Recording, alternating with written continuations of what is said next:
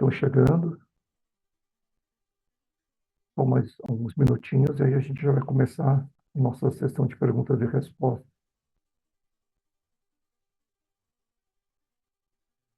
Vou dar mais 3 minutinhos.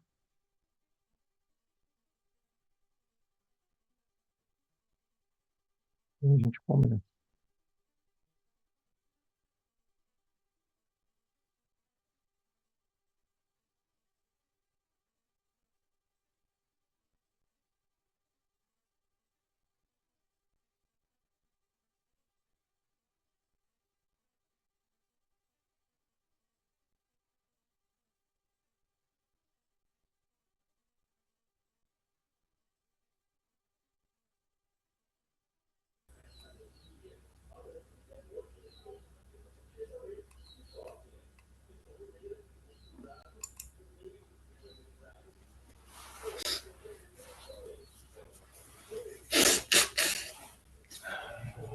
Mais alguns minutinhos, pessoal.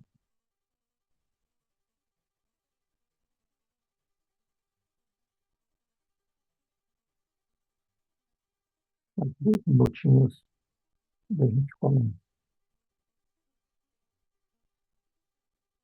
Bom, para quem está entrando, eu vou repetir aí alguns avisos, tá?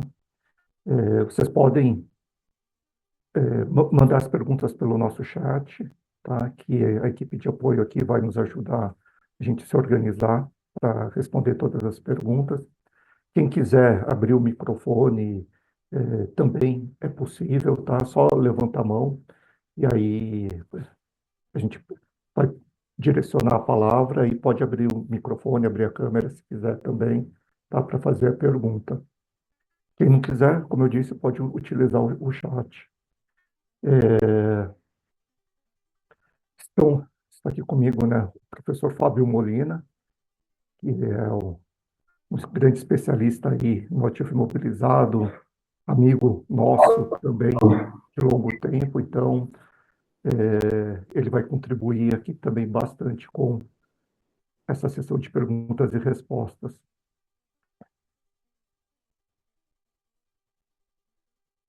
Eu queria também, né, desde já agradecer a todos que estão aqui presentes por terem respondido a nossa pergunta, a nossa pesquisa sobre o ativo imobilizado. Hoje, nessa sessão de perguntas e respostas, só tem as pessoas que responderam. Então, queria agradecer a todos, né, por terem participado.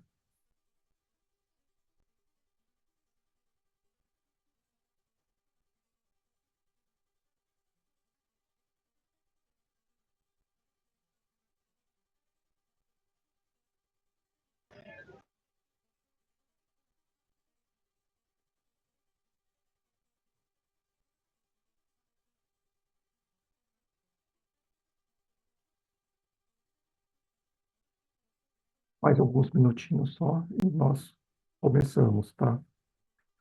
Nessa sessão aqui de perguntas e respostas, tá? Até para a gente focar, o tema é sobre ativo imobilizado, então vocês podem perguntar coisas sobre inventário físico, emplacamento, né, conciliação, algumas coisas contábeis também relacionadas ao ativo imobilizado, tá? Eu só vou pedir para a gente ficar focado no ativo imobilizado, não desviarmos muito o nosso foco aqui do nosso tema, tá? Bom, já deu os minutinhos, então vou oficialmente aqui abrir a sessão de perguntas e respostas, tá? Mais uma vez, queria agradecer a todos que estão aqui por terem participado da nossa pesquisa sobre o ativo imobilizado. Vocês podem utilizar o chat para escrever as perguntas, tá? E também podem levantar a mão e abrir o microfone, se quiser perguntar, abrir o vídeo também, se quiserem perguntar pessoalmente. Para a gente iniciar, eu vou começar respondendo algumas perguntas que foram nos enviadas por, pelo formulário, tá? Tem aqui 3 perguntas, eu vou começar com essas e aí a gente segue aí conforme vocês forem perguntando. A primeira pergunta, tá, é do Joseano. Ele fala, né, que quer fazer o teste de recuperabilidade na empresa. Aí ele está perguntando se a gente dá treinamento, curso para essa atividade. Sim, né? A gente dá treinamento, inclusive, o professor Fábio Molina é quem ministra esses treinamentos para a gente. O treinamento é super completo, é online. Professor, você quer até falar um pouquinho sobre o treinamento? Glauco, realmente a gente tem o treinamento ativo e imobilizado, que ele é bem abrangente, abrange inclusive o Impermit, e a gente tem também agora o curso só de Impermit de meio-dia, né? Que aí é focado mais no Impermit, que é um curso novo que a gente está sugerindo também, né? E, então, assim, né? No ativo e imobilizado tem um módulo de impairment, e a gente tem um outro mais restrito, né, de meio, tratando só do impairment, né, que a gente, qualquer hora, a gente programa, né, Vamos Glauco? marcar. Tá? Vamos ver aí uma agenda, professor, e já vamos marcar esse curso, não é? Porque Tá, tem bastante interesse. bacana. Muito legal. Bom, a próxima pergunta é do Fabiano Tavares, também é sobre o impairment. Ele fala, na verdade, são duas perguntas. A primeira pergunta, como saber a melhor metodologia para o teste de impairment? Se teria um modelo a seguir? Bom, eu vou responder essa, depois eu respondo a segunda pergunta. Assim, não existe uma melhor metodologia para o teste de impairment. Existem duas metodologias válidas, né? Pelo valor líquido de despesa de venda e pelo valor em uso. As duas estão na normas, as duas são possíveis de serem utilizadas. Eu acredito que aí tem alguns pontos de atenção que precisam ser analisados na hora de tomar essa decisão. A metodologia do valor líquido de despesa de venda é aquela avaliação que um engenheiro ele vai fazer, né, um engenheiro civil ou mecânico, sobre as máquinas, sobre os imóveis, e aí ele vai determinar o valor recuperável daquele bem. Por ser uma avaliação item por item, eu diria assim que é uma avaliação mais objetiva, que mais bem fundamentada, tá? É, mas ambas as avaliações são válidas. A outra metodologia, que é a do valor em uso, essa metodologia a gente vai fazer uma avaliação econômica. Geralmente é difícil você fazer a avaliação econômica de um único item, então a gente vai considerar uma unidade geradora de caixa. E aí, todos aqueles bens que compõem aquela unidade geradora de caixa seriam abrangidos pelo teste de recuperabilidade. É uma metodologia válida também.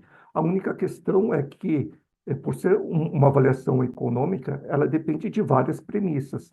Então, ela é um pouco mais subjetiva.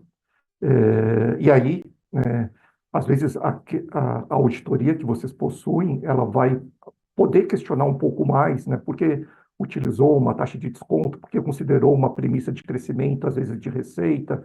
Então, ela é mais subjetiva, embora ambos são válidos. Inclusive, por exemplo, se você fizer o teste de impairment por uma metodologia, deu perda, você pode fazer pela segunda metodologia, e se não deu perda, não precisa fazer nenhuma provisão, né, de estimativa de perda. Então, dá para utilizar, inclusive, as duas.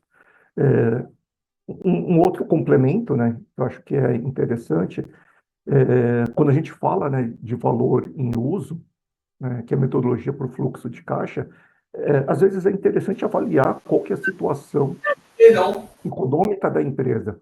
Se a empresa ela realmente é uma empresa lucrativa, né, ela gera, tem aí um fluxo de caixa constante, ela gera receita, provavelmente adotando essa metodologia, você não vai ter perda.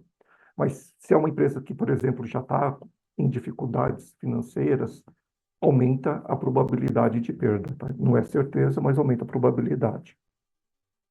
É, deixa eu ver se eu não esqueci de comentar nada. O professor quer complementar alguma coisa enquanto isso? Não, você falou tudo, né? Tem as duas metodologias.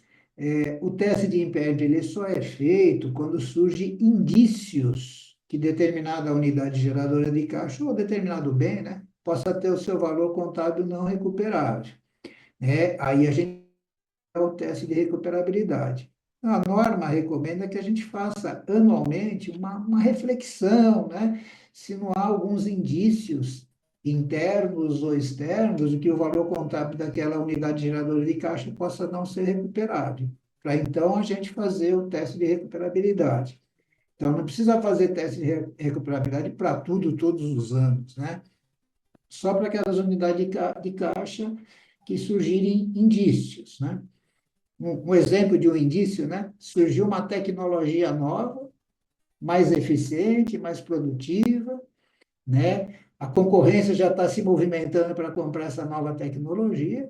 Isso é um indício que a nossa atual está se tornando obsoleta e possivelmente seu valor contábil não é recuperável. Então, aí nós procederemos ao teste de recuperabilidade. Como o Glauco falou, o teste de recuperabilidade por venda é mais objetivo, né? Desde que você tenha mercado, tenha publicações, fontes para você acessar, é bem objetivo, né? Quanto o mercado me pagaria por isso, subtraio as despesas para vender, você tem lá o valor justo desse bem, né? E a outra metodologia do fluxo de caixa projetado e descontado a valor presente. Nesse caso, você tem que fazer para uma unidade geradora de caixa independente, né? Independente das outras unidades geradoras de caixa. Tem um grau de subjetividade maior, como o Glauco falou, porque envolve estimativas, né? Você tem que ter uma série de premissas para fazer a projeção de fluxo de caixa. Eu costumo dizer que aquelas empresas que já têm uma cultura orçamentária, que já está acostumada a fazer projeções de longo prazo, vai ter uma facilidade maior, né? Porque para quem faz para a empresa inteira, faz para aquela unidade geradora de caixa independente.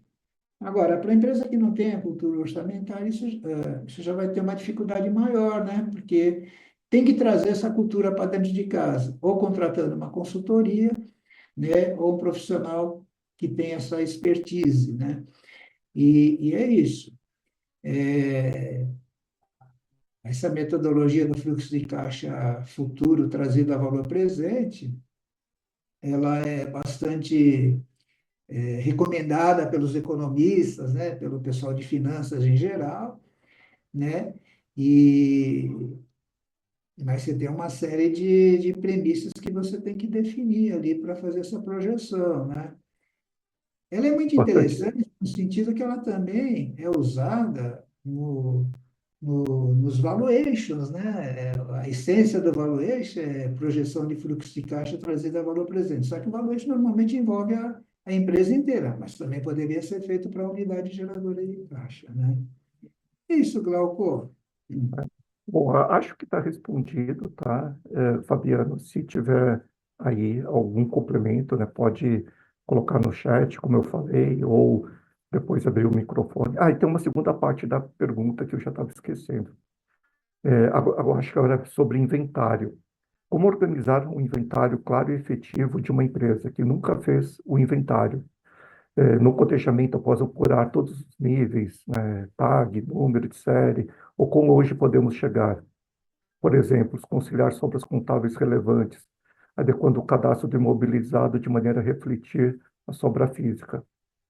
Exemplo, alterando o cadastro de mesa para computador. Bom, vamos separar aí por partes. Essa pergunta, né, que foi bastante extensa. Como organizar um inventário claro, efetivo, se você nunca fez, tá? Primeiro passo é você ter conhecimento, né, de como fazer. Aqui no site da Fixcode, no nosso blog, a gente tem diversos materiais, né, de como organizar o inventário, checklist, de como fazer inventário físico. Então, tem bastante material, né? Primeiro passo, eu aconselharia vocês consultarem esse material, estudarem esse material. E aí tem uma decisão a ser tomada, se vai fazer com equipe interna ou contratar uma empresa terceira para fazer. Quando você faz com uma equipe interna, obviamente o custo é menor, só que você está alocando colaboradores que não são especializados nessa atividade para fazer uma atividade para a qual eles não foram contratados.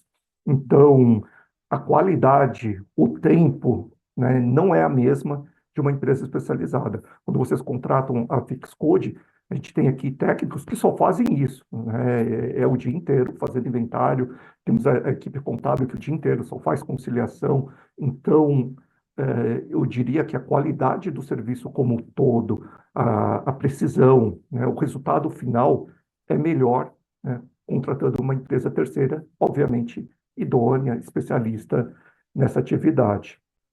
É, falando sobre o cotejamento, né, que é a segunda parte, né, realmente, né, o cotejamento, aqui inclusive na nossa metodologia da Fixcode, a gente faz por níveis, tentando pegar primeiro aqueles níveis mais precisos, né? Então a gente vai olhar a espécie, o número de série, descrição, marca, modelo, uma série de parâmetros e tentar fazer aquela conciliação, entre aspas, perfeita, tá?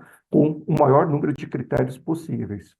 A gente fez essa rodada de conciliação, né, conciliou alguns itens, obviamente ainda tem muita sobra física, sobra contábil. A gente abaixa um nível de conciliação, então a gente vai tirar um parâmetro, né? Antes era todos os parâmetros possíveis, agora a gente vai diminuindo. E a gente vai fazendo isso sucessivamente até chegar no menor nível que foi acordado com o cliente, que pode ser uma conciliação por espécie. Então, aí a gente vai fazer mesa com mesa, cadeira com cadeira, tá? Geralmente, esse é o menor nível. A gente não recomenda e não orienta o cliente a fazer umas conciliações muito forçadas. Então, por exemplo, mesa virar computador, né? Você tem uma mesa física e uma nota contábil de um computador, não dá para conciliar esse tipo de coisa, tá? Então, geralmente, o menor nível é a conciliação por espécie, tá? E aí, dependendo da situação, a gente até faz uma conciliação forçada, mas sempre respeitando a espécie, né?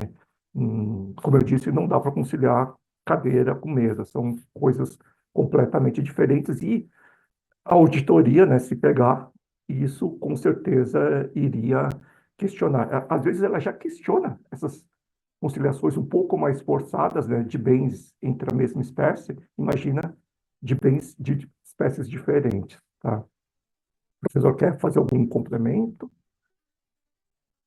Eu? Né? Não, Você quer ou não? não, você falou tudo, mas é só um pequeno complemento. Eu observo que as empresas cometem um erro, né? Às vezes o ativo imobilizado está lá sendo controlado mais ou menos, né? Aí a empresa desperta, né, para a importância do ativo imobilizado, que até porque para muitas empresas é o principal investimento, né? Em especial as indústrias. Em algum momento ela desperta para a importância disso, para o controle patrimonial, e imagina que contratando um profissional no mercado, né, normalmente um analista, vai por, olha, vamos contratar esse pessoal, um analista no mercado para ele cuidar só de imobilizado, né? Ele vai lá, vai fazer a conciliação, vai fazer o levantamento, tudo, vai ser focado no ativo imobilizado. Aí contrata a pessoa, via de regra é um analista contábil, né? E solta a pessoa lá na fábrica e a pessoa não sabe nem por onde começar, né? Vê aquele emaranhado de equipamentos, máquinas, instalações, prédios, não está acostumado com aquele ambiente, né? E o trabalho, a qualidade de trabalho realmente fica a desejar, né? Como o Glauco já falou. O ideal é contratar gente especializada, que tem essa expertise, né? O pessoal que trabalha com isso, os engenheiros de avaliação, eles estão diariamente em chão de fábrica, né? Chão de fábrica, estão em fazenda, estão em loja. Então, eles têm essa vivência do dia a dia, né?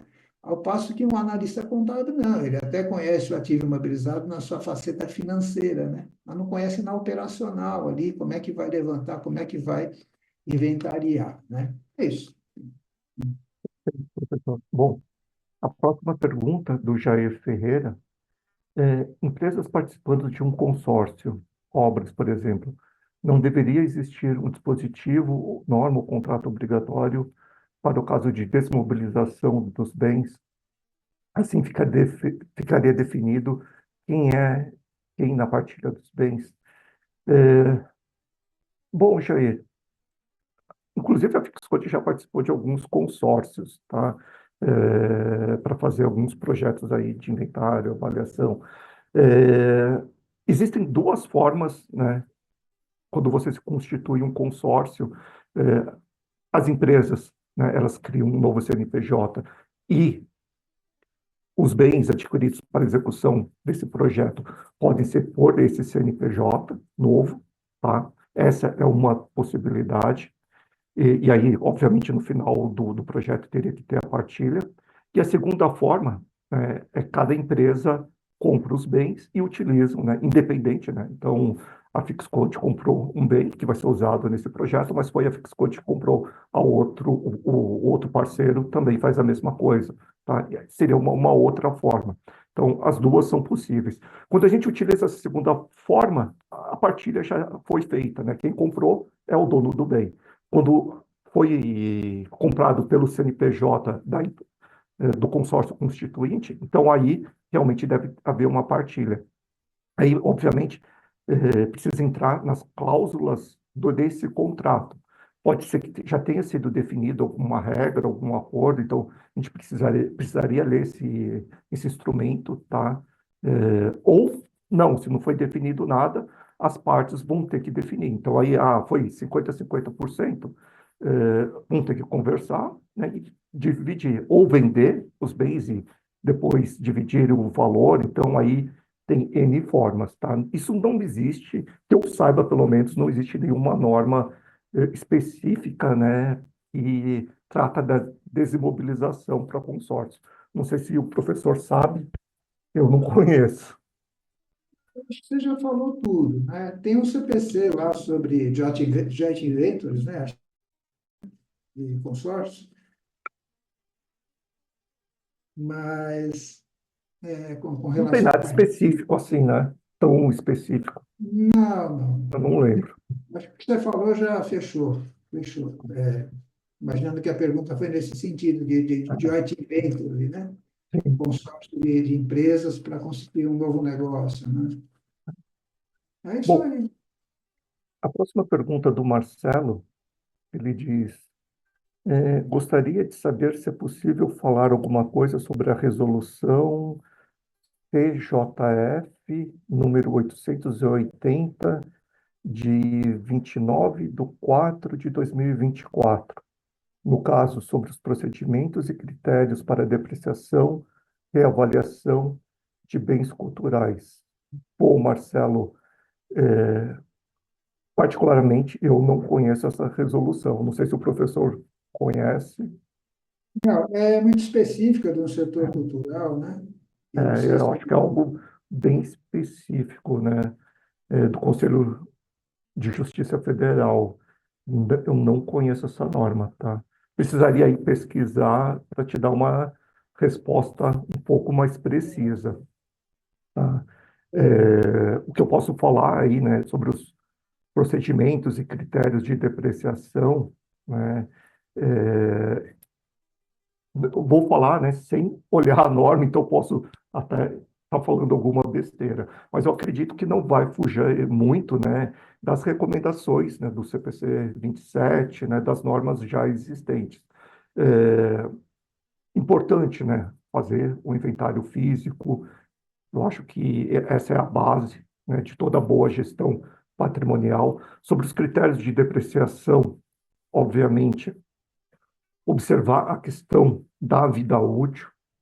Então, para determinar o valor daquela vida útil que realmente reflita, né, a expectativa de uso do bem, tá? É, não sei se teria mais algum ponto, né? Acho que é, não dá para só, mim falar sem conhecer tão precisamente essa norma. eu também não conheço essa norma específica, só complementando que se for uma porque é do setor cultural, né? Se for algo que se caracteriza como uma raridade, né? Eventualmente nem perde valor, né?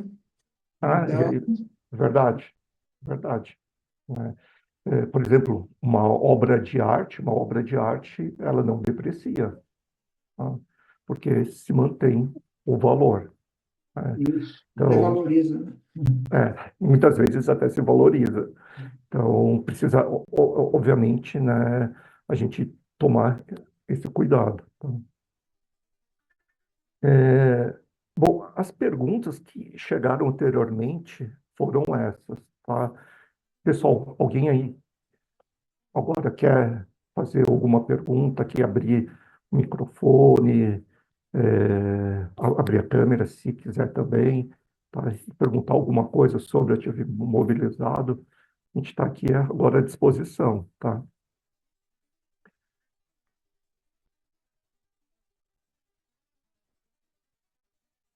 Tem uma pergunta, mais uma pergunta que chegou aqui pelo chat, tá?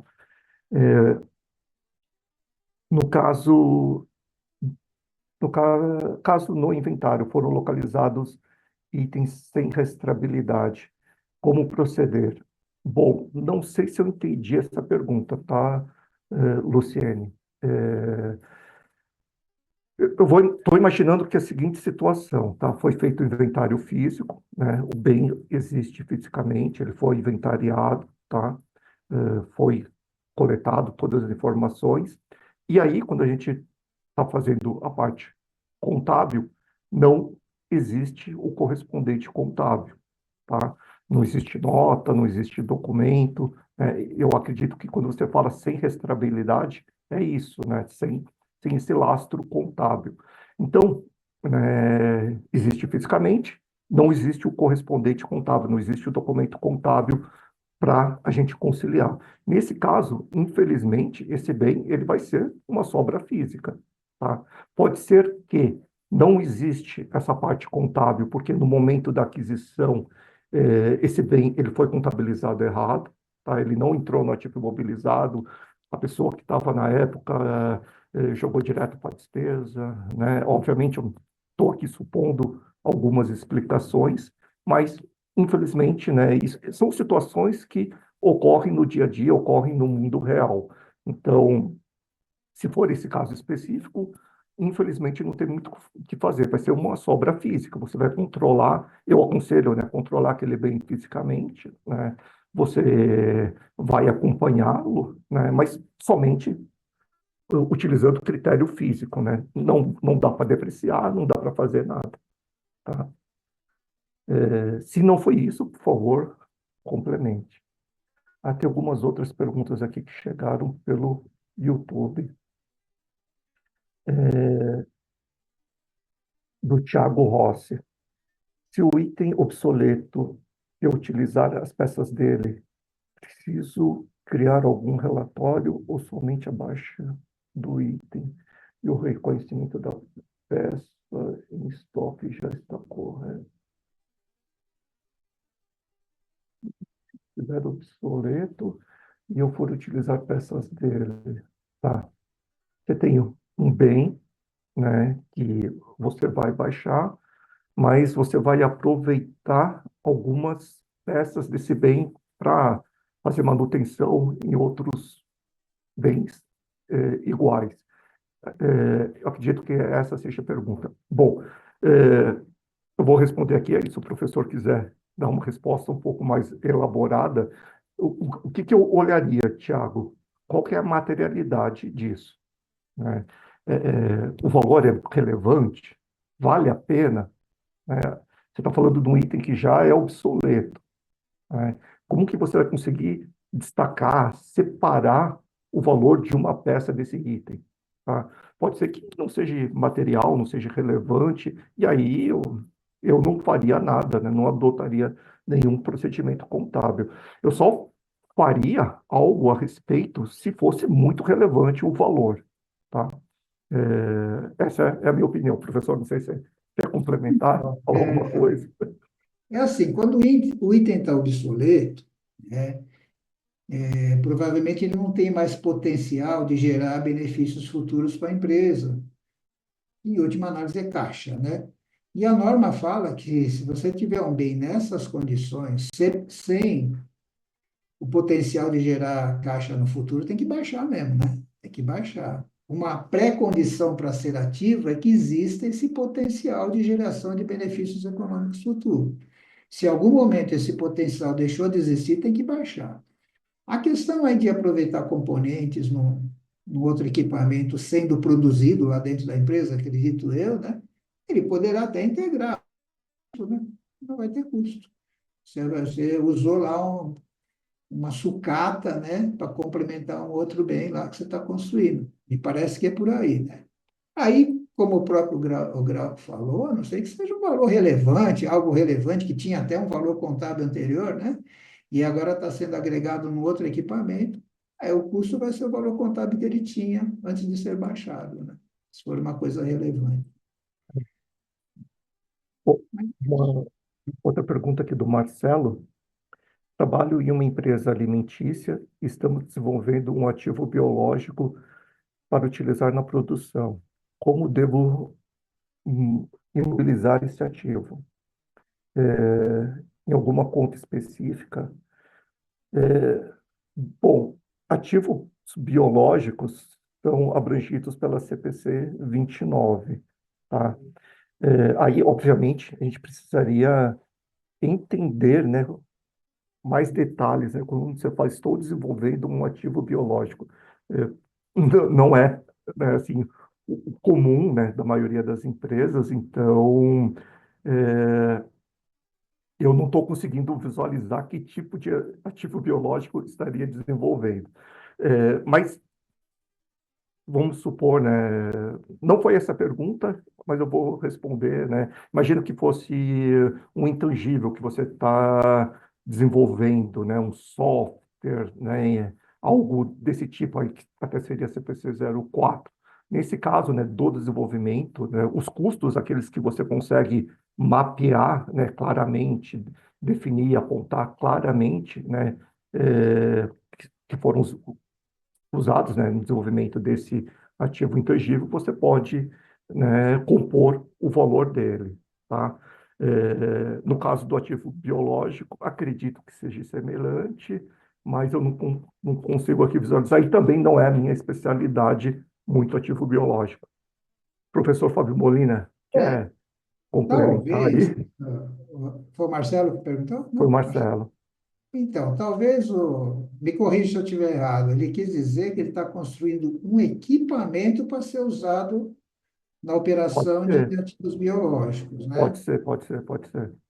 Se for isso, o custeio desse equipamento funciona igualzinho o equipamento de uma indústria, né? Você vai ali agregando os gastos diretamente associados à construção desse bem que será utilizado ou na atividade rural, né?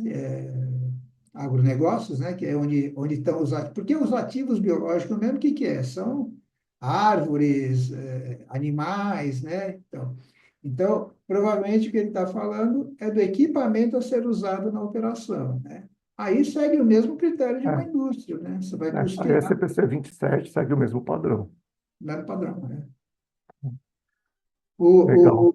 Uma peculiaridade dos bens usados diretamente na atividade do agronegócio, que eles têm incentivo fiscal, né? Você pode depreciar integralmente no ano da aquisição ou da fabricação, né? Para fins fiscais, não para fins contábeis, né? Bem lembrado, professor. Eu acho que É, isso aí é importante, né? sim. Observar essa questão fiscal, porque pode ser importante na hora da tomada de decisão de algum investimento. Então, bom, acho que essa pergunta está respondida. A próxima pergunta é da Mairine. Se no momento do inventário for observado algo novo que algum erro deixou de ser ativado, ou só esqueceram de colocar a plaqueta, pode estar colocando aqui no momento de inventário para que o mesmo não vire só. Bom, Mairine, esse é o procedimento, né? Quando a gente está fazendo inventário físico, né, uma revisão física, né, sendo mais preciso, pressupõe, né, que todos os bens já estariam inventariados. Mas acontece da placa cair, né, de alguém retirar a placa também, né, às vezes de bens novos que foram adquiridos e não foram devidamente mobilizados. Então, acontece, né? A gente está fazendo aí uma revisão física, tem bens sem placas. A equipe, né, nessa situação, ela sempre vai colar uma placa nova, tá? Então, mesmo que seja um bem que no passado tinha uma placa, caiu a placa, alguém arrancou, No momento do inventário físico, a equipe, os técnicos, eles são orientados a colarem uma nova placa, tá? E aí, a gente vai tratar isso na conciliação. Provavelmente, tá? No final da conciliação, esse bem que a gente colou uma nova placa, ele está como uma sobra física e ainda existe o correspondente dele contábil, né, que estava com um outro número do bem. E aí a gente faz essa conciliação, obviamente vai mudar, né, aí no registro contábil o número do bem dele, assumindo a nova placa física que foi colada, tá? Então, esse é o procedimento. No inventário físico, a gente sempre vai identificar e a gente vai tratar isso na conciliação contábil, tá bom? Bom, próxima pergunta aqui, da Patrícia. Na minha empresa, temos ativos imóveis, tá? Que são alugados e custam como fonte de receita. Eles podem permanecer no meu ativo ou deveriam ser transferidos para imóveis, para investimentos? Eu não sei se eu entendi a pergunta. Eu acredito, Glauco, Aham. Por favor, professor. se esse imóvel não está sendo usado na exploração do objeto social da empresa, né? Ele é um imóvel que está ali para renda ou para valorização, aí você tem que reclassificar para propriedades para investimento, né? Que é uma Exato, conta CPC 28. isso, que é uma conta do subgrupo investimento, né? Porque o bem tem que ser classificado no ativo conforme finalidade de uso. Pode haver migração, né? Se mudar a finalidade de uso. Então, o bem que era estoque pode virar imobilizado e vice-versa. Um bem que era imobilizado pode virar propriedade para investimento e vice-versa, desde que tenha mudado a finalidade de uso, tá? Se esse imóvel que a Patrícia está falando aí não está sendo usado na exploração do objeto social da empresa, o que seria objeto social? Isso, indústria alimentícia, seja lá. Então, ele tem que ser, se ele está renda, né?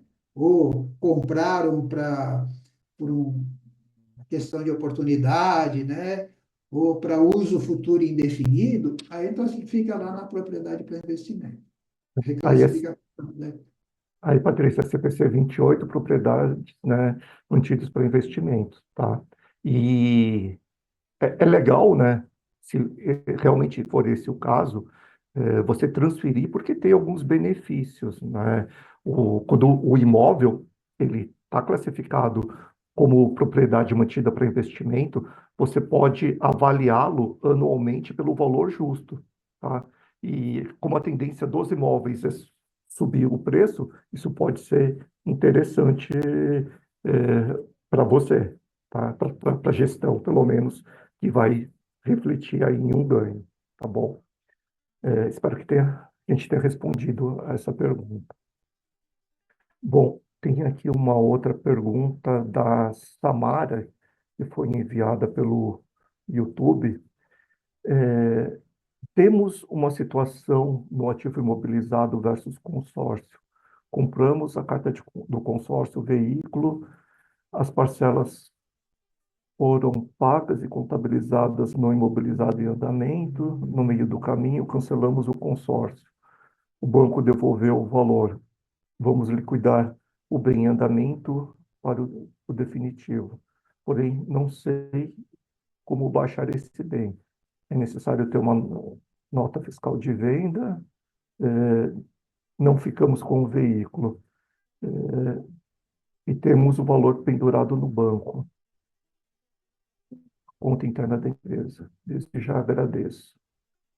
Bom, pelo que eu entendi, você comprou a carta de consórcio, foi contemplada, o bem estava ali fazendo parte do imobilizado, o consórcio ele ainda não tinha sido totalmente quitado, e aí teve devolveu o banco, não sei, deve ter tido aí algum problema de inadimplência, foi devolvido o bem para o banco e está perguntando como baixar. Essa é uma situação bem atípica. Professor, você quer responder?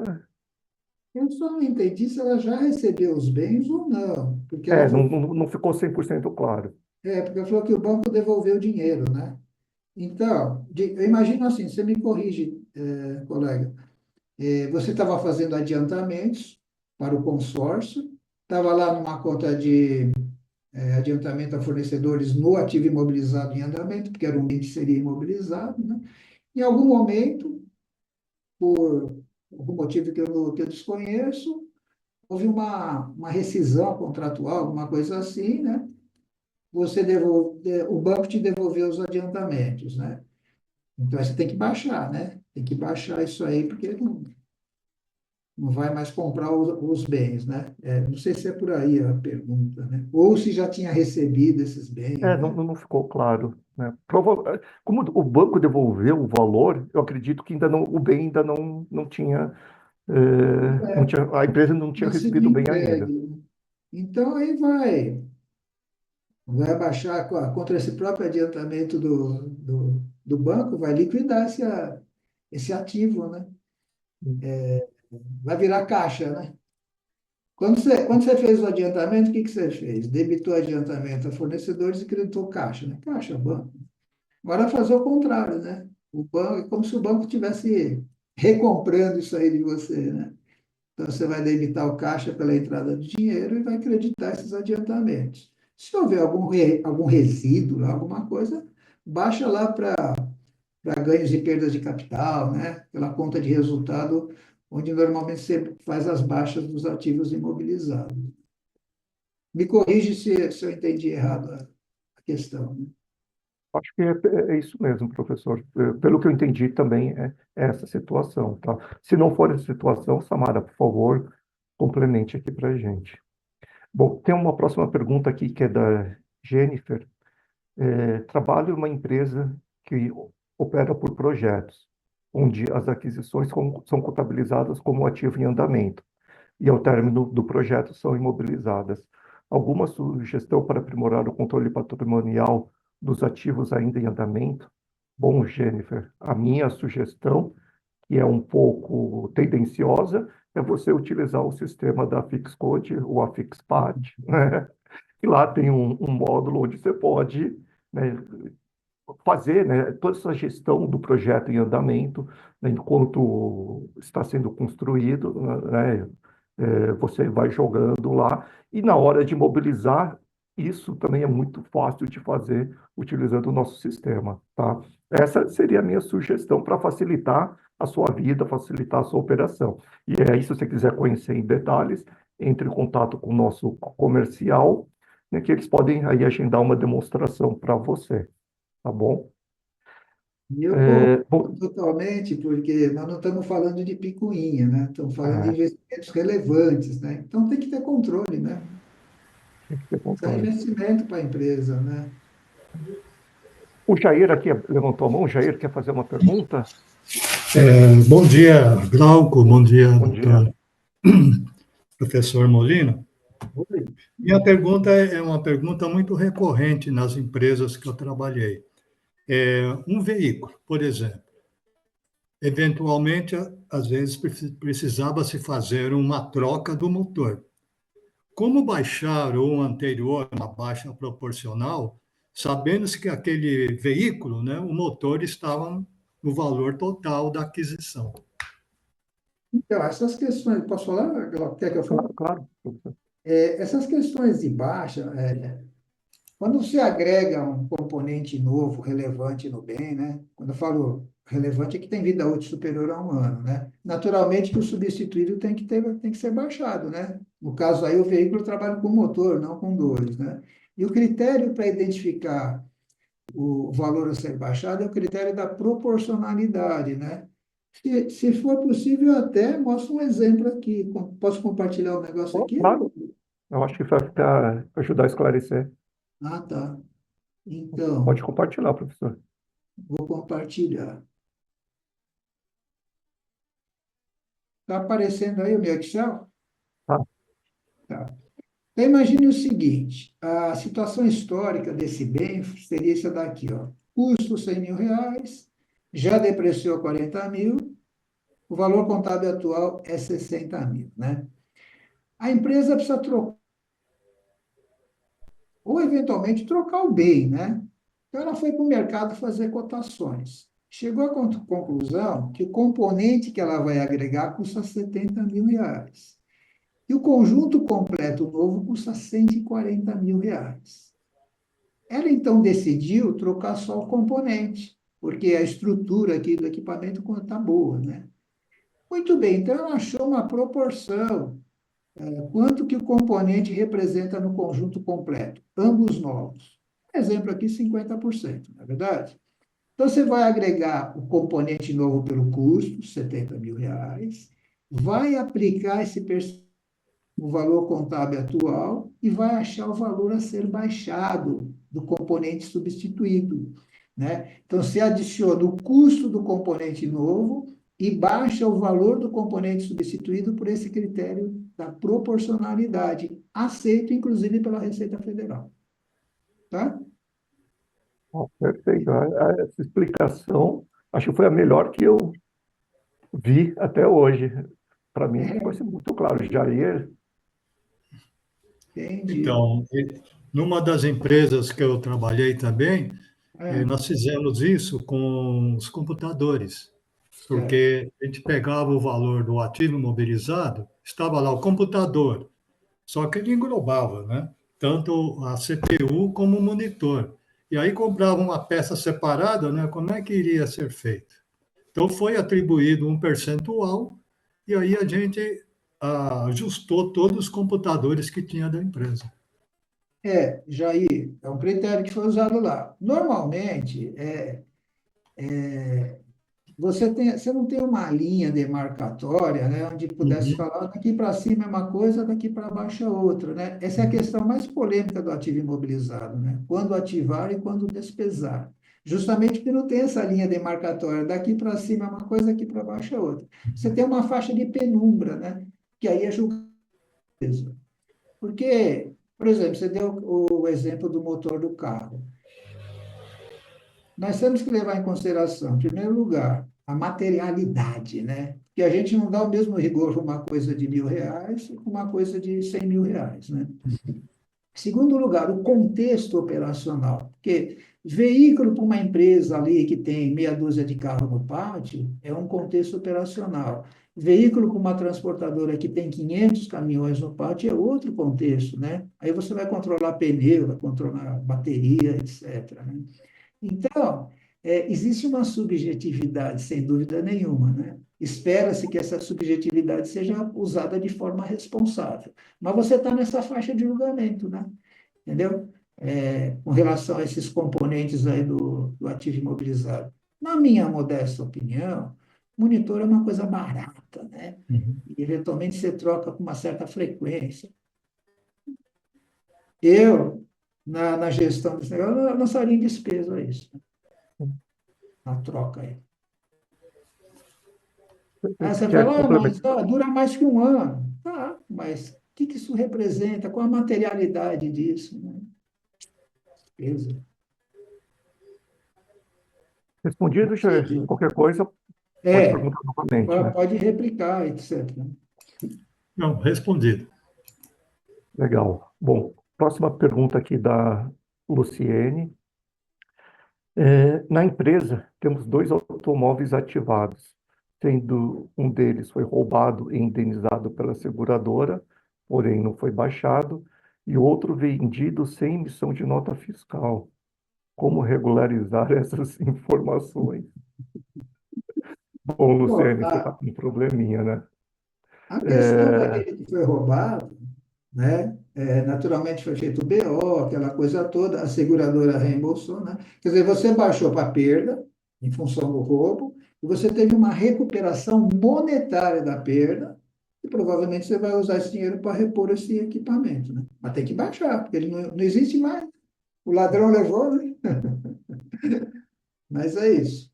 Você teve uma perda de um equipamento, né? No caso, o veículo, mas você teve a recuperação monetária dessa perda, né? Então, você vai provavelmente pegar esse dinheiro e repor esse veículo. então, Luciane, o meu conselho, né, que é o mesmo do professor, tenho certeza, é você regularizar essa situação o quanto antes. Eu acho que só tem um detalhe, né, que não foi informado, mas pode ser que isso seja uma coisa que aconteceu, por exemplo, no ano passado, ou no ano retrasado, em exercícios anteriores, tá? Caso seja essa situação aqui que eu estou supondo, né, é um pouquinho mais complicado, né? Você vai ter que olhar aí a CPC 23, né, questão de erros, tal, e tratar, tá? Mas eu acho que não tem outra recomendação. Tem que corrigir isso. Aí Perfeito, ela falou professor? do outro veículo, questão de nota fiscal, né? Ele foi, outro veículo foi vendido, mas sem emissão de nota fiscal. Não Aí sei. foi uma irregularidade, né? Porque É, tudo que se vende tem que ter um documento fiscal de suporte, né? é, Então, precisa é um ter assunto a ser resolvido na área fiscal, tributária da empresa, né? toda operação, né, de venda precisa ter um documento, né, para dar suporte. Então, realmente precisa O bem, né? regularizar essa situação. Bom, a próxima pergunta aqui da Fabiana. Se o bem do imobilizado for devolvido ao fornecedor após 8 meses de uso, o valor da nota fiscal referente à devolução deve ser do valor total do bem ou contábil, deduzindo a depreciação, uma vez que a empresa é do lucro real e o bem utilizado na produção de serviços, e por esse motivo foi depreciado e usado na dedução do lucro. Como procederia com esse custo já incorrido? Caramba, Fabiana, essa situação eu nunca tinha visto, né? De O ter um... fornecedor entregou outro bem novo, não? Ela não menciona, professor. Só diz que o bem foi Porque devolvido ao assim, fornecedor. como, desculpa pela cor, como ela está há pouco tempo, acho que 8 meses, né? O É, valor contábil deve estar muito próximo do valor de mercado, né? sim, Poderia ser pelo valor, a nota fiscal, né? Poderia ser pelo valor contábil mesmo, né? é. Eu acho que seria mas, se quisesse seguir o rigor, né, pelo valor contábil. Porque normalmente o valor que se coloca nesse tipo de transação é o valor de mercado. Mas eu acredito que o valor contábil aí, dada o pouco tempo que passou, deve estar muito próximo do mercado. Tá? Pelo contábil, Provavelmente. ajuda ali na baixa e tudo mais, né? Bom, a próxima pergunta é da Andrea. Bom dia, trabalho na área da construção civil e temos vários bens que têm muita rotatividade. Qual a etiqueta ideal, principalmente para equipamentos como placa vibratória, motobombas? Bom, Andréa, é, quando a gente vai fazer o inventário físico, né, essa realmente é uma preocupação nossa. A gente precisa analisar, né, quais bens, né, a gente vai inventariar, a gente vai emplaquetar, e aí escolher a plaqueta mais adequada para cada tipo de bem. Obviamente, se já está falando em construção civil, eu estou imaginando aqui um ambiente mais agressivo, né, exposto a sol, né, umidade. Então, geralmente, para esses ambientes mais agressivos, tá, a placa mais recomendada é a de aço inox, que tem a maior durabilidade, tá? Mas muitas vezes, dependendo do bem, pode ser que uma placa de alumínio seja o suficiente, tá? Então, aí vai precisar analisar com um pouco mais de calma, mas vai ficar, obviamente, entre a placa de alumínio e a placa de aço inox. Placas adesivas, né, de poliéster, outros materiais, pode esquecer que não irão durar, tá? Então, seria uma das duas. Bom, próxima pergunta da Alciane. Qual empresa está obrigada a fazer o teste de impairment? Bem, Dalciane, a norma diz, né, que a empresa ela precisa anualmente verificar, né, se existe as condições, né, se mudar as condições econômicas, né, se existe indícios de perda e realizar o impairment. Então, se você nunca fez, você deve fazer você já deve fazer. Tá? Nunca fez, precisa fazer imediatamente. Já fez, né? Quando você irá fazer novamente? Quando houver indícios que mudou o cenário, mudou a situação e que pode existir perda. O professor quer complementar com alguma coisa? A origem da pergunta é quando fazer o teste de impairment? É, qual empresa está obrigada a fazer o teste de impairment?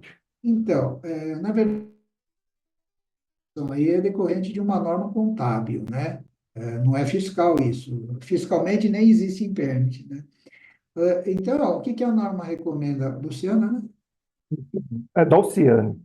Alciane, é que você faça uma reflexão, ao menos anual, para identificar algum risco, né? Se não existe algum risco de que o valor contábil possa não ser recuperável. Esse risco pode ser interno, né, ou externo. Um indício interno, por exemplo. Olha, surgiu uma rachadura na estrutura do equipamento, ele continua trabalhando, mas certamente perdeu um pouco de eficiência, né? Então, isso é um indício de que o valor contábil daquele equipamento possa não ser recuperável, né?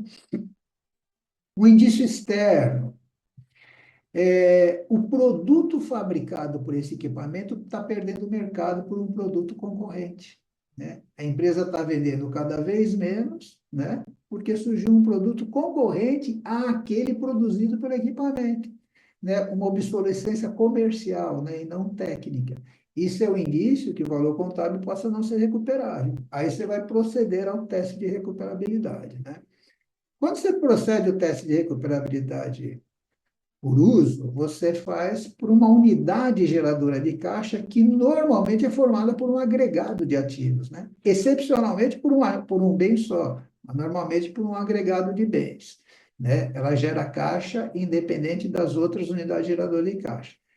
Caso de perda, você vai apropriar essa perda proporcionalmente ao valor contábil de cada um desses ativos que forma a unidade geradora de caixa. Ah, outra coisa importante, caso tenha goodwill apropriado nessa unidade geradora de caixa, a primeira coisa que você vai baixar é o goodwill. Baixa todo o goodwill. Se ainda tiver perda a ser alocada, aí você aloca proporcionalmente a cada bem que forma a unidade geradora de caixa. Então, é assim, Daiane, né? A Ciane. Você só vai fazer teste de impairment se surgirem indícios de que o valor contábil daquele bem ou daquela unidade geradora de caixa possa não ser recuperável, né? E aí você tem os dois testes à disposição, né? Recuperabilidade por venda ou recuperabilidade por uso. É isso, Glauco. A próxima pergunta é do Laureano.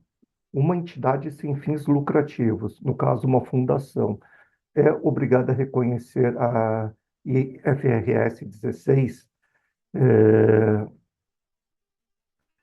Deixa eu tentar lembrar, né? Empresa do setor. Se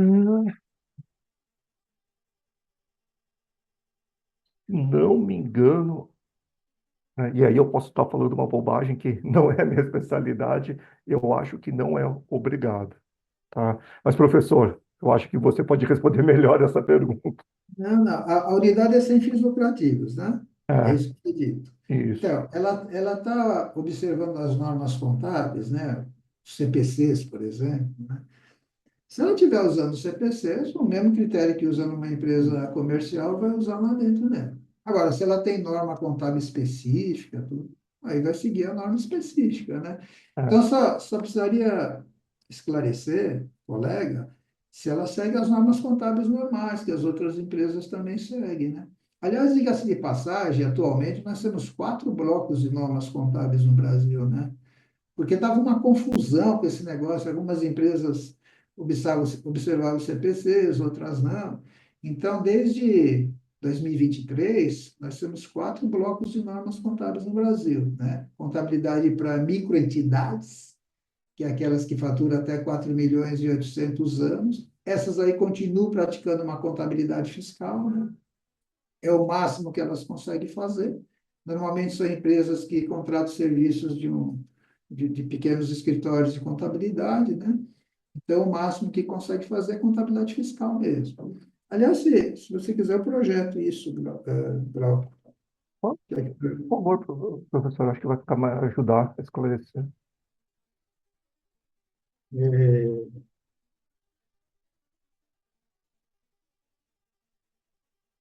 Já está aparecendo a tela. Oi? Já está Tá, aparecendo. né? Então, isso entrou em vigor em 23, tá? O Conselho Federal de Contabilidade criou um bloco de normas chamado Contabilidade para Microentidades, através da NBC-TG 1002, né? Seriam aquelas que faturam até 4.800.000 ano. Essas empresas continuam praticando contabilidade fiscal. No ambiente societário anterior, todo praticava contabilidade fiscal, não sei se vocês lembram disso, né? E, então, essas empresas elas vão continuar praticando contabilidade fiscal, é o máximo que elas conseguem. Via de regra, com contrato de serviço de pequenos escritórios de contabilidade, que também só pode oferecer esse tipo de trabalho, né? E em termos de demonstrações contábeis, elas vão elaborar somente aquelas que o próprio fisco solicita, né? Um balanço patrimonial, uma demonstração do resultado do exercício, uma demonstração das mutações, desculpa, de lucros e prejuízos acumulados. Para quem fatura 800 e até 78 milhões ano, ela criou uma norma que ela batizou de contabilidade para pequenas empresas. Aqui já há, né, de normas contábeis com normas fiscais, né? Ela declara que determinado procedimento representar um esforço financeiro ou técnico acima da capacidade da empresa, que ela pode deixar de observá-lo, né? E, em termos de demonstrações contábeis, substitui a demonstração de lucros e prejuízos acumulados pela demonstração das mutações do patrimônio e agrega também a demonstração dos fluxos de caixa e as notas explicativas. Para quem fatura mais que 78 milhões e até 300 milhões anos, vai atuar o CPC-PME, né, para pequenas e médias empresas, que deve mudar de nome, deve chamar só contabilidade para médias empresas. Ele acabou de ser revisado lá no IASB, ainda não foi espelhado na nossa norma, né? E essas empresas vão observar o CPC-PME, né? E, em termos de demonstrações contábeis, agregou-se a demonstração do resultado abrangente, né? E para quem fatura mais que 300 milhões ano ou tenha ativos superior a 240 milhões anos, esse segundo parâmetro está na lei das SAs. Esse tipo de empresa é chamada, na lei das SAs, como empresa de grande porte, né? Então, elas vão usar o conjunto completo, vão aplicar o conjunto completo de CPCs, né? CPC full, né? Naturalmente, aqueles que elas se enquadrar, né? Em termos de demonstração contábil, agregou-se aqui a demonstração do valor adicionado, a DVA, né? Então, quem é obrigado a emitir a DVA? Só quem está nesse primeiro bloco aí, né? CPC full. Quando a empresa estourar o faturamento, não é no ano seguinte que ela tem que subir de bloco de norma, é no segundo ano subsequente, né?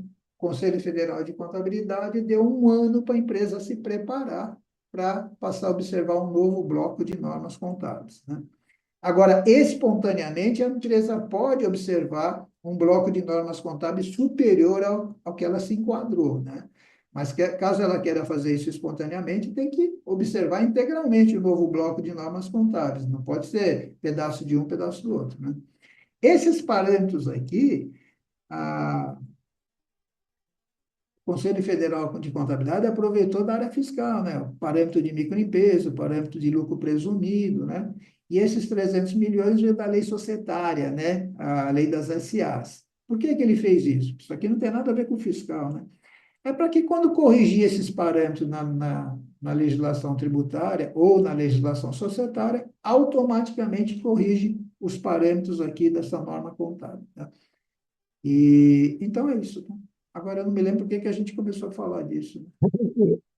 Mas acho que foi respondido, professor. Foi? Bom, a próxima pergunta é do Fábio, né? Essa é uma dúvida bem comum.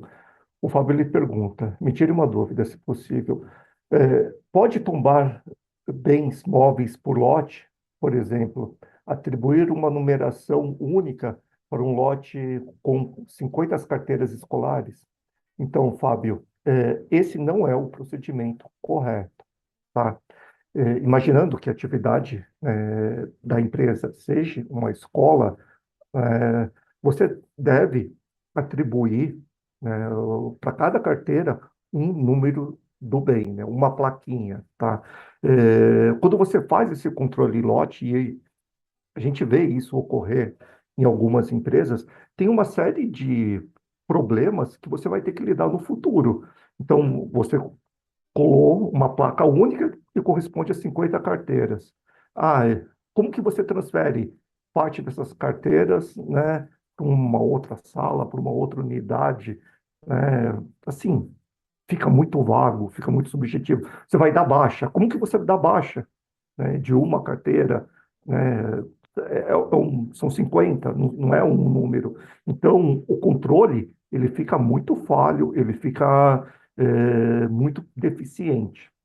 Então, o procedimento correto, ainda mais pela natureza do negócio aí que eu suponho que seja ser uma escola, seria emplaquetar individualmente os bens, tá? Então, esse seria o procedimento mais correto. Bom, tem uma outra pergunta do Jonatas. Um ar-condicionado partiu uma peça causando vazamento de gás. Esse reparo é lançado de qual forma no imobilizado? Bom, Jonas, eu acho que o professor ele já até respondeu parte disso, né? Mas se é assim, uma peça pequena, tá? Que a materialidade, né? Você está substituindo aí, o valor é irrelevante, não tem uma vida útil superior a um ano, né? Não faz sentido você imobilizar essa peça, tá? O mais correto, né, nesses casos de pequenas manutenções, é ir para a despesa, tá bom? Exceto, né, os casos que o professor comentou, né, de peças relevantes, com vida útil relevante também, tá? Aí sim existe um tratamento contábil adequado, né, específico, mas no caso de pequenas coisas, não, tá? É isso, né? Vamos passar para a próxima pergunta. Bom, pergunta do Vinícius. Bom dia. Uma empresa constrói um prédio para uso da sua atividade. O valor do custo da obra foi de 2,5 milhões. Quando o prédio foi legalizado na escritura, o valor venal foi de 2 milhões. Qual valor deve ser incorporado ao patrimônio? Existe uma base legal para essa situação? Professor, você quer responder essa? Para fins de mensuração desse bem fabricado lá dentro, né? É uma obra, né? O que vale é os custos efetivamente incorridos, né? Você teve custos com a construção desse prédio, né? De um prédio. Então, você vai abrir uma conta lá de imobilizado em andamento, né? Vai acumulando lá todos os gastos que você vai ter ao longo da construção da obra. Quando encerrar o projeto, a obra ficou prontinha, bonitinha, você vai totalizar aquilo e definir e transferir para o débito definitivo, edifícios, por exemplo. A questão do valor venal é um valor da prefeitura, né? Só para fins de cobrar IPTU, né? Não é um valor econômico assim. A prefeitura usa o valor venal como base para cobrar IPTU. Mas para você mensurar a sua obra, é o custo efetivo, todos os gastos diretamente associados à construção desse prédio. Né? Prédio, né? Edifício, né? Porque o terreno é a parte, né? Perfeito, acho que foi respondido. A próxima pergunta aqui do José Lucas. Ele diz: Bom dia, preciso transferir um equipamento de informática para outra empresa, sem operação de venda. Qual a melhor alternativa? Nota fiscal simples, nota fiscal de simples remessa, em qual CFOP? Em qual alternativa deve-se avaliar o valor de mercado? Bom, José Lucas, precisa entender aqui um pouquinho melhor essa sua pergunta, né? Você fala transferir um equipamento de uma empresa para outra. É, supondo que são negócios diferentes, entidades diferentes, teria que ter uma nota fiscal de venda, né? Agora, matriz filial, né? Não está tão claro a sua pergunta. É, aí, né, se for um caso assim de, né, empresas correlacionadas, matriz filial, ou controlada para controladora, né, que não vai ter a operação de venda, então aí tem um outro tratamento. Professor, você quer explicar, né? É isso mesmo. Primeira questão que o Glauco colocou, é o mesmo CNPJ? Lógico, só estabelecimento diferente, né? Se for o mesmo CNPJ, é a mesma empresa, só está transferindo de centro de curso, né? Então, a nota fiscal é só para circular o bem, vai sair na rua e tal.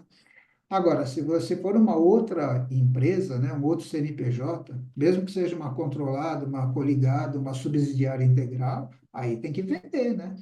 E é outra personalidade jurídica, né? Aí tem a nota fiscal de venda, né? E então é isso aí, né? Então É, talvez eu pudesse esclarecer se é a mesma empresa, o mesmo CNPJ, só finalzinho diferente que é o cliente, né? Ou se é outro CNPJ, né? se for outro CNPJ, realmente, né, só tem o caminho da venda. Bom, próxima pergunta do Marcelo. Glauco, imaginamos que temos uma USA, Unidade de Suporte Avançado do SAMU, comprada, peraí, comprada com vários equipamentos dentro. É correto imobilizar item a item? Tá? Aí ele cita DEA, Eletro, Ambu, porque depois, como serão baixados e enviados? Você já respondeu, Marcelo, né? Você fez a pergunta e já acabou respondendo, né? Você comprou ali, né, essa unidade, ela vem com diversos equipamentos, se eles podem ser separados, se eles podem ser identificados, se eles têm valores, né, individuais, você deve imobilizar individualmente, tá? Então, esse é o procedimento correto, tá? É, Você acabou fazendo a pergunta e acabou já respondendo. O professor quer complementar alguma coisa? É isso mesmo. A norma, inclusive, permite que você decomponha um bem, né, nos seus componentes relevantes, se eles tiverem vida útil diferente, padrão de consumo diferente. Por exemplo, se a gente chegar lá no ativo imobilizado de uma empresa de aviação civil, Latam, Gol, Azul, nós vamos encontrar lá o item avião? Não vamos encontrar. Por quê? Porque a aeronave é decomposta nos seus componentes principais. Trem de pouso, turbinas, equipamentos internos, bancos, etc. Porque eles são diferentes, né? A, a, Ao longo da vida de uma aeronave, os bancos são trocados N vezes, ou reformados, ou trocados mesmo, né? Então, esse equipamento do SAMU que você me falou aí, que é formado por componentes, pode decompor nesses vários componentes, se eles tiverem vida útil diferente ou padrão de consumo diferente. O que é padrão perde valor? É linearmente, um componente pode ser linearmente, outro pode ser em cotas decrescentes, outras em cotas variáveis, semivariáveis, né? Essa decomposição, que decorre de um julgamento da própria empresa, pode ser feita. Tá? Bom, a próxima pergunta é da Shirley. Ela diz que teve um bem furtado na empresa por um prestador de serviço, e aí a empresa terceirizada ficou de ressarcir o mesmo. Como proceder à baixa do bem e a entrada do novo bem, né? Ou do novo bem ou o valor, já que não ficou decidido se será em espécie ou vai ser o bem físico mesmo que será ressarcido. É, Bom, é, você vai precisar ter algum documento, algo que comprove, né? Você vai precisar da baixa do bem anterior e precisa ser, né, da entrada desse bem novo. Então, precisa ter aí um documento para suportar essa operação. Professor, você quer complementar? É uma pergunta, foi isso? Uma É uma pergunta? pergunta. Ela teve um bem. Então, a norma tem requisitos próprios para permuta, né? Ela manda você avaliar o bem que você está recebendo, ao valor de mercado, né? Salvo se o bem que você está cedendo tenha mais em relação ao valor de mercado. Ela tem uma série de alternativas lá, né? Ela falou, é assim, mas se acontecer isso é assim, né? Entendeu? Então, seria bom dar uma olhada na seção de permuta do CPC 27. Está previsto isso lá, sim, viu? Você troca um bem por outro. Na verdade, fiscalmente são duas operações, né? Porque fiscalmente não existe permuta, né? Você vendeu um bem para outra, a outra vendeu um bem para você, né? Agora, na contabilidade, como a gente vai pela essência e não pela forma, né? É possível fazer a permuta. Se não me engano, a primeira sugestão é que você imobilize um novo bem pelo valor do bem recebido. Aí eles começam a dar alternativa, salvo se o valor do bem cedido for mais representativo, né, em relação ao mercado desse valor. Então é isso, né? Eu recomendo dar uma Esse bem, estudadinha. ela disse que foi furtado, né? Ela foi furtado por um prestador, e aí a empresa terceirizada, né, que era o responsável por esse prestador, vai ressarcir, né, o mesmo. É outra coisa, né? Ela foi furtada, perdeu o bem, baixou para Entendeu? perda, né? Aí a empresa vai reembolsar essa perda, né? Então Isso. ela vai ativar pelo valor que veio lá na nota fiscal, que imagino que seja o valor de mercado, né? E em contrapartida vai ser a recuperação da perda, né? Sim. Recuperação total ou parcial da perda, né? Entendeu? Esse seria o Então, procedimento. digamos assim, ela baixou lá para perda 10 mil reais. Se a empresa que reembolsou com um bem que vale 10 mil reais, você vai recuperar integralmente a perda, né? Agora, se ela reembolsou com um bem que vale 8 mil reais, você recuperou uma parte da perda apenas, né? Mas repôs lá o seu equipamento. Ou se ela reembolsou com um bem que vale mais que 8 mil reais, a perda virou ganho, né? Uma parte disso aí vai virar ganho, né? Uma parte você vai imobilizar, a contrapartida vai ser ganho. É Mas isso. acho que foi respondido. A próxima pergunta é da Marilândia. É, boa, boa tarde. Um celular pode ser considerado do ativo imobilizado e no departamento de móveis e utensílios? Bom, Marilândia, é, é legal a gente observar, né, primeiro o que diz a norma, né, quais são os critérios para serem imobilizados, né. Fiscalmente, né, a norma faculta a gente imobilizar bens abaixo de R$ 1.200, tá? Então, vamos supor, né, você não especificou qual que é o celular, mas vai, um celular que custa R$ 500. Você precisa imobilizar? Fiscalmente, a norma te faculta isso. Você pode imobilizar ou não, tá? Contabilmente, é uma decisão da empresa também. Aí, obviamente, precisaria é, analisar, né, a relevância de todos os celulares, né, o valor deles também, né? Ah, vale a pena, não vale a pena, tá? Então, eu acho que a melhor resposta para essa sua pergunta vai depender aí, né, de um julgamento da empresa, tá? Bom, se for um celular aí, acima de R$ 1.200, né, e é utilizado na operação, no negócio da empresa, fiscalmente você precisa imobilizar. Contabilmente, aí é uma decisão da empresa. Professor, quer? Só colocar mais um adendozinho aí. Se a empresa troca esse celular uma vez por ano, a É, vida útil dele é um ano. Então, é despesa mesmo, né? exatamente.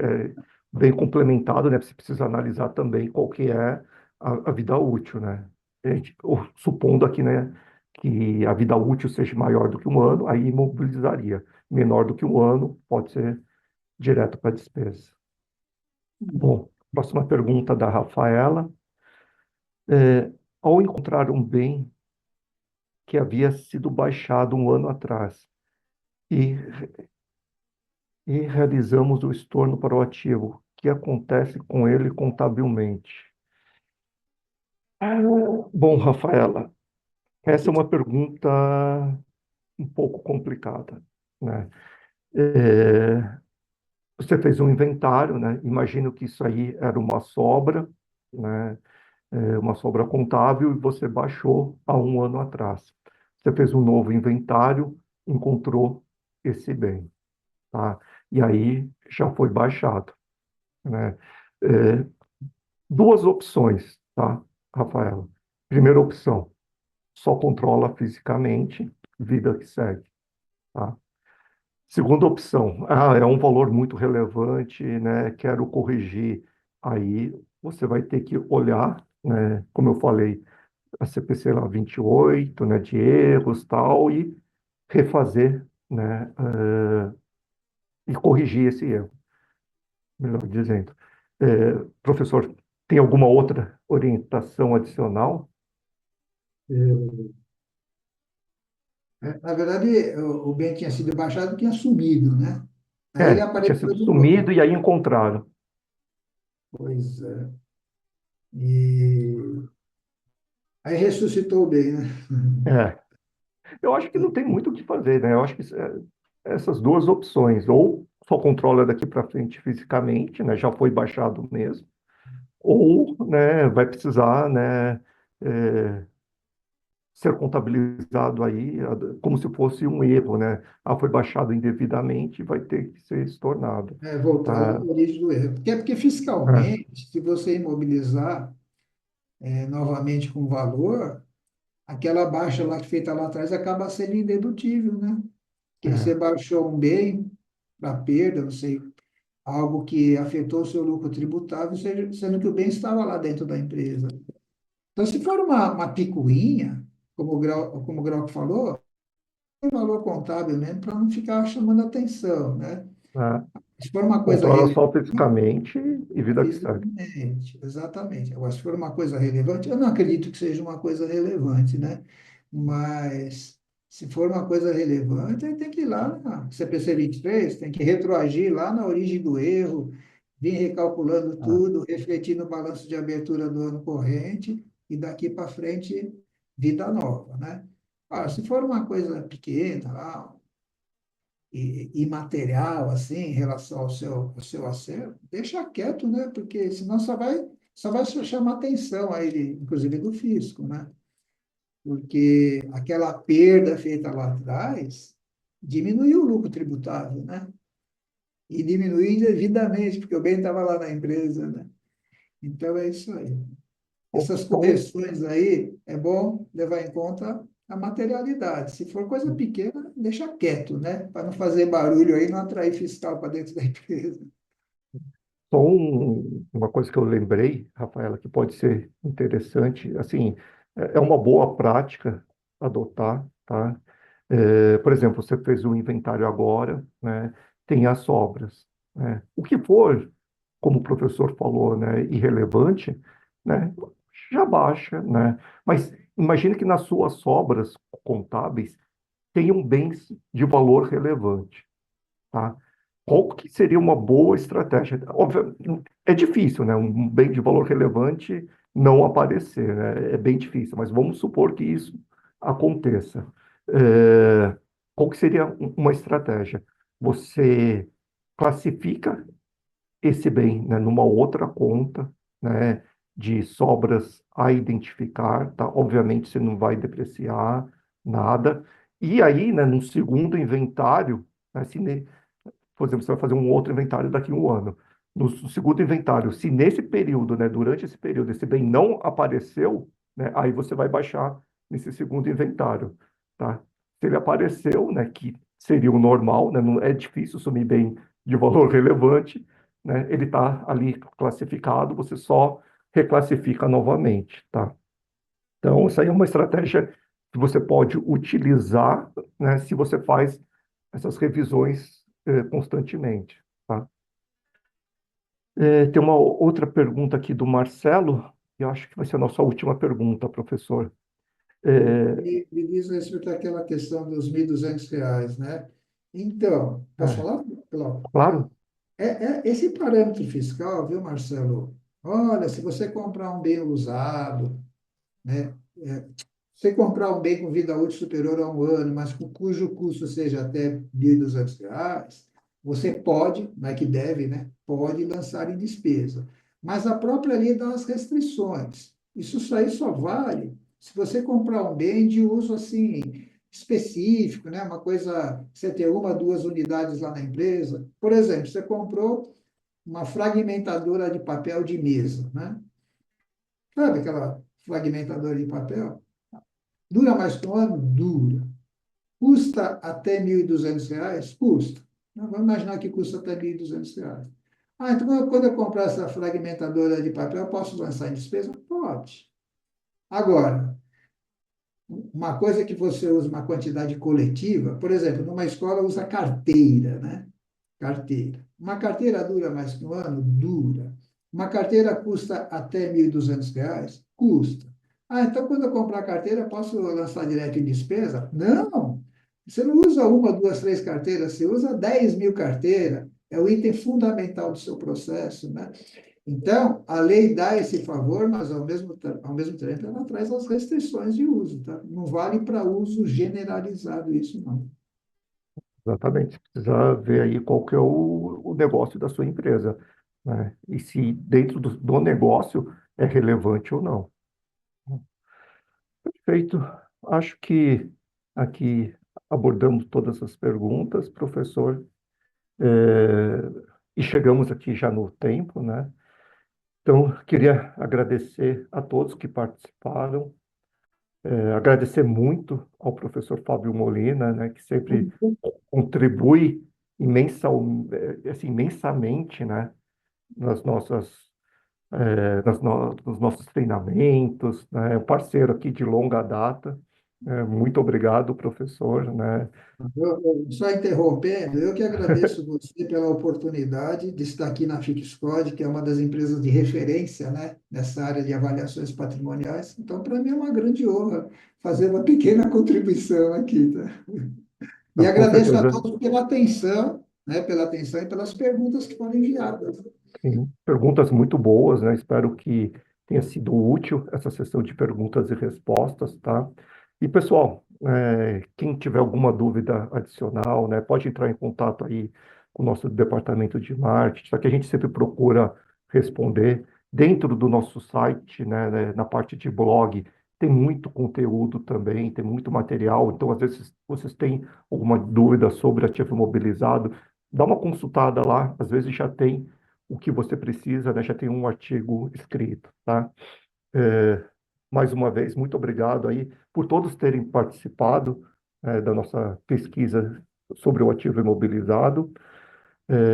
E até a próxima, né? Até uma próxima oportunidade, né? Muito obrigado a todos, muito obrigado, professor.